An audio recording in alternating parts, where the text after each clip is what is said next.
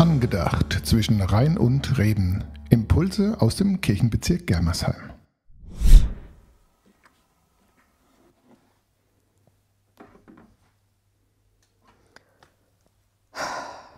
Oh Mann, das dauert aber.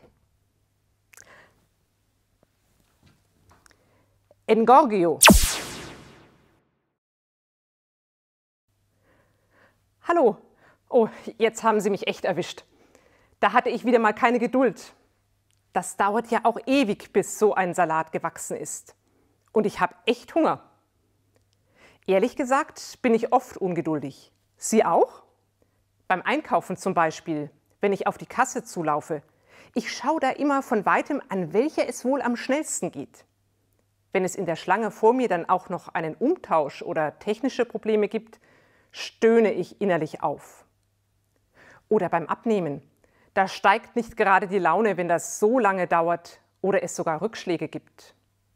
Und auch anderen gegenüber fehlt mir oft genug die Geduld, weil sie für etwas länger brauchen als ich oder es ganz anders auf ihre Weise tun.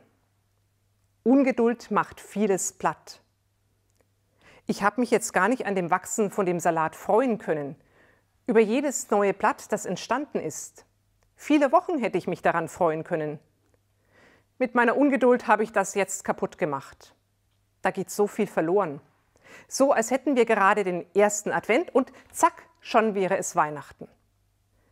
Auch bei anderen macht meine Ungeduld viel platt, setzt sie unter Druck, engt sie ein, zerstört Verständnis, Vertrauen und Kreativität. Geduld ist eigentlich viel besser.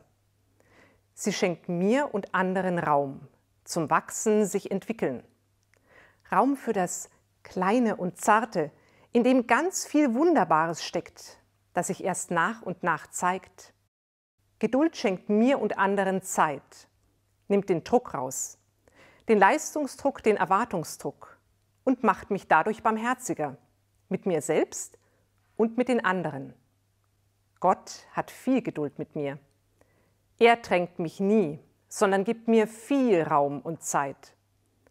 Auch für viele Umwege und Fehler, an denen ich langsam wachsen kann. Manchmal stupst er mich von der Seite an und bringt mich wieder in die richtige Richtung, dorthin, wo es gut für mich ist. Auch wenn ich dafür lange brauche. Er bleibt immer geduldig, barmherzig und liebevoll. Eigentlich könnte ich ja auch was anderes essen. Reductio. Jetzt kann ich mich noch lange daran freuen. Angedacht zwischen Rhein und Reden. Impulse aus dem Kirchenbezirk Germersheim.